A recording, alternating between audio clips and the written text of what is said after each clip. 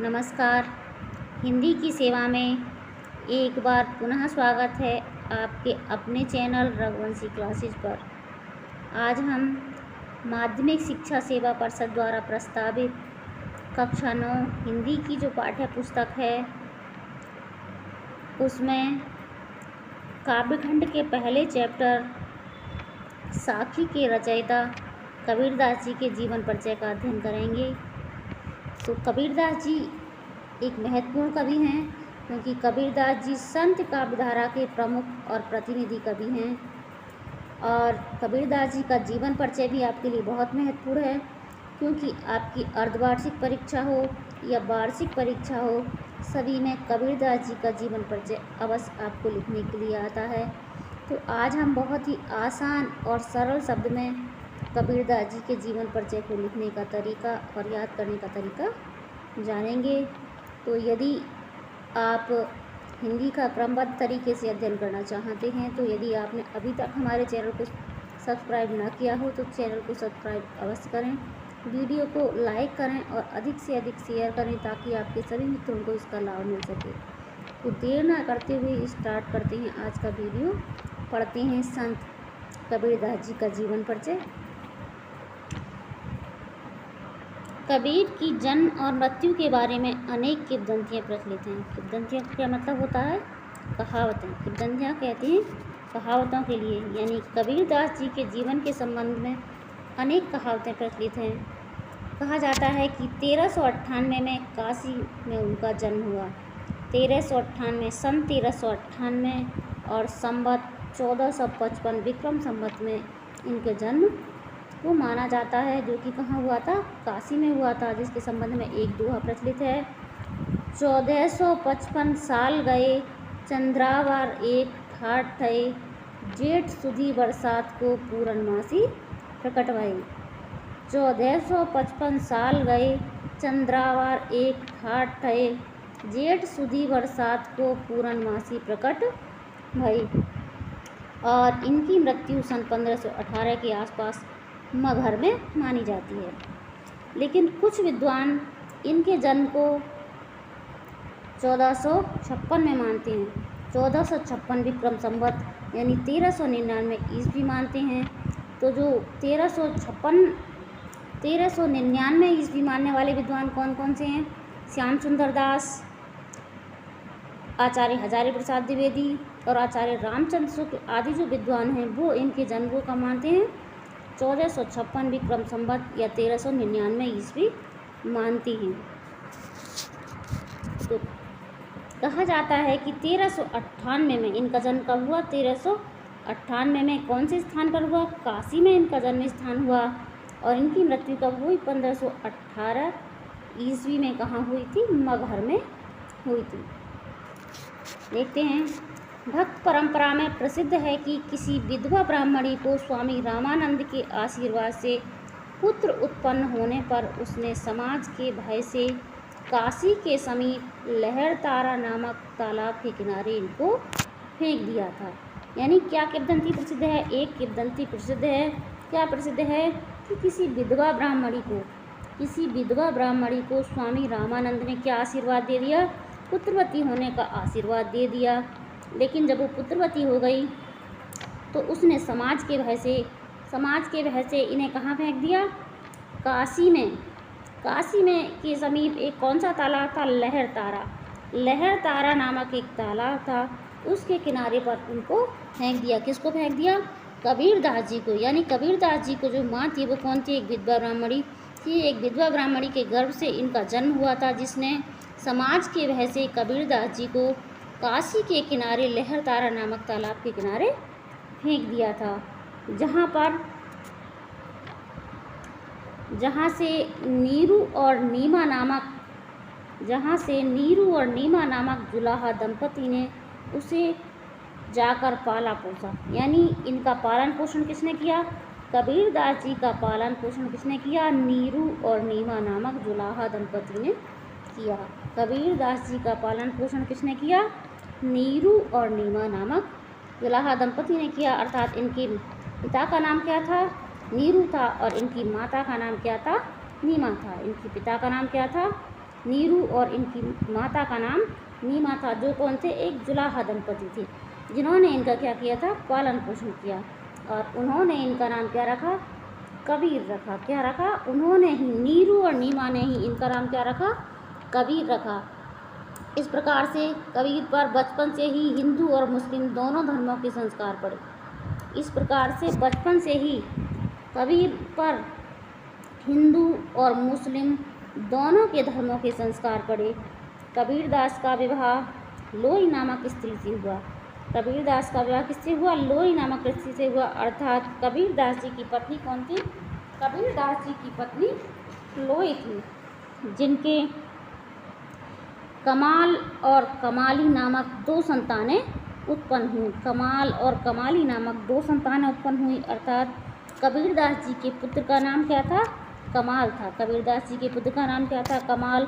और कबीरदास जी की पुत्री का नाम क्या था, कमाली था। यानी जिन शब्दों को हमने अंडरलाइन किया है या जिन शब्दों पे हमने सर्कल बनाया है, आप लिखते समय उन शब्दों को हाईलाइट कर दीजिएगा। जिस तरह से हमने हाईलाइट किया है, आप हाईलाइटर से या अंडरलाइन करके उसको हाईलाइट करते चलिएगा, ताकि कॉपी चेक करते समय एग्जामिनर की नज़र आपके इन वर्ड्स पर जाती रहे और उसे पढ़ने में दिक्कत नहीं होती है। उन शब्दों को आसानी से देख लेते हैं कि बच्चे को कितनी जानकारी है। महात्मा कबीर के गुरु का नाम, महात्मा कबीर के गुरु स्वामी कौन थे, रामानंद जी थे। कौन थे, रामानंद जी थे, जिन्होंने गुरु मंत्र पाकर ये संत महात्मा बन गए थे। महात्मा कबीर के गुरु कौन थे, स्वामी रामानंद थे, जिनसे गुरु मंत्र पाकर ये संत महात्मा बन गए थे। जीवन के अंतिम दिनों में ये मगहर चले गए थे। कहाँ चले गए थे, मगहर चले गए थे। जीवन के अंतिम दिनों में ये मगहर चले गए थे। मगहर क्यों चले गए थे, यानी मगहर में जाकर ही इन्होंने क्या किया था, अपने प्राणों को त्याग किया था। क्यों क्या प्राण त्याग किए थे मगहर में जाकर, क्योंकि उस समय ये धारणा फैली हुई थी कि काशी में मरने वाले को स्वर्ग की प्राप्ति होती है और मगहर में मरने वाले को नरक की प्राप्ति होती है। तो इस धारणा को दूर करने के लिए, इस अंधविश्वास को तोड़ने के लिए ही कबीरदास जी ने मगहर में जाकर अपने प्राण त्याग किए। उस समय यह धारणा प्रचलित थी कि काशी में मरने पर व्यक्ति को स्वर्ग प्राप्त होता है तथा मगहर में मरने से नरक। तो समाज में प्रचलित इस अंधविश्वास को दूर करने के लिए कबीरदास जी अंतिम समय में कहाँ चले गए, मगहर में चले गए। और 1518 ईस्वी में उनकी क्या हो गई, मृत्यु हो गई। सन 1518 ईस्वी में उनकी क्या हो गई, मृत्यु हो गई। तो उनके मृत्यु के संबंध में भी एक किंवदंती है कि इनकी मृत्यु के पश्चात भी इनके जो शिष्य थे, हिंदू और मुस्लिम दोनों थे, तो हिंदू चाहते थे कि हम इनको जलाएं और मुस्लिम चाहते थे कि इनको दफनाएं। तो जब इनके ऊपर से चादर हटाकर देखी जाती है तो वहाँ कहा जाता है कि वहाँ पर सबके स्थान पर क्या मिले, फूल मिले। तो उन्होंने, हिंदू और मुस्लिम दोनों शिष्यों ने उन्हें आपस में बांट लिया और जो अपने धर्म के अनुसार जिन्होंने उनको विसर्जित कर दिया हिंदुओं ने, और उनको मुस्लिमों में उनको दफना दिया। कवि ने विधिवत शिक्षा नहीं पाई थी, परंतु सत्संग, पर्यटन तथा अनुभव से उन्होंने ज्ञान प्राप्त किया था। इसके संबंध में उन्होंने स्वयं ही लिखा है, कबीरदास जी ने लिखा है, मसी कागज छुयो नहीं, कलम गयो नहीं हाथ। मसी कागज छुयो नहीं, कलम गयो नहीं हाथ।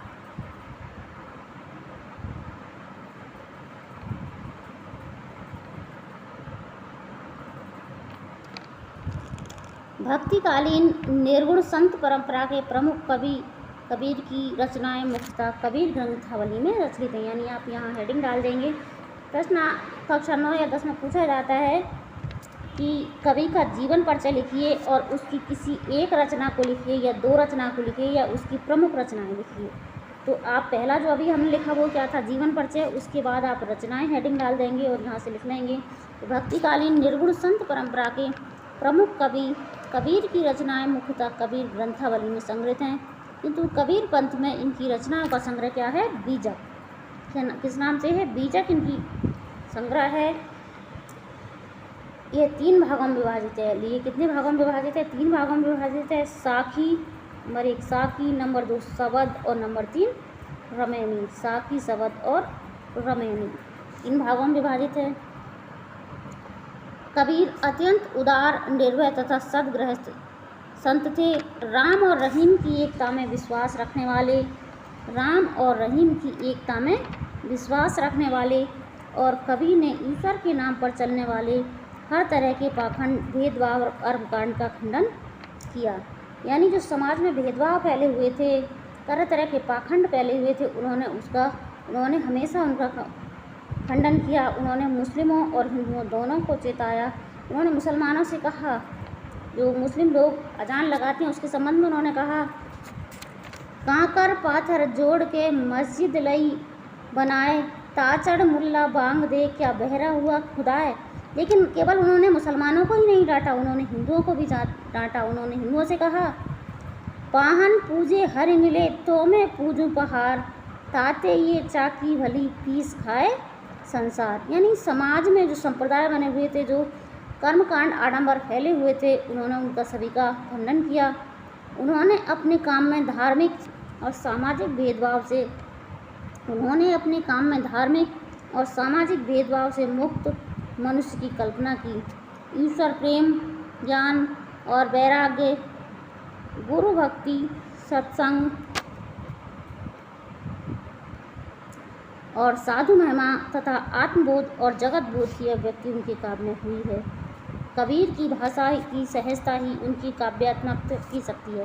यानी कबीर की भाषा की सहजता ही उनकी काव्यात्मकता की शक्ति है। यानी कबीर ने अपने हाथों से काव्य नहीं लिखा, उनको यानी जनभाषा जो वो बोलते थे उसी को उनके शिष्यों ने क्या कर दिया था, लिपिबद्ध कर दिया था। उनके शिष्यों ने उसको लिख दिया था। इसीलिए उनकी भाषा को क्या कहा जाता है, पंचमेल खिचड़ी या सधुक्कड़ी भाषा के नाम से जाना जाता है, या सधुक्कड़ी भाषा के नाम से जाना जाता है। तो जनभाषा के निकट होने के कारण उनकी काव्य में दार्शनिक चिंतन को सरल ढंग से व्यक्त करने की ताकत है। तो यदि आपको हमारा वीडियो अच्छा लगता है तो चैनल को सब्सक्राइब अवश्य करें, वीडियो को अधिक से अधिक शेयर करें तथा लाइक करें। इसी के साथ स्वस्थ रहें, मस्त रहें, आपका दिन शुभ हो, रात्रि मंगलमय हो। जय हिंद, जय हिंद।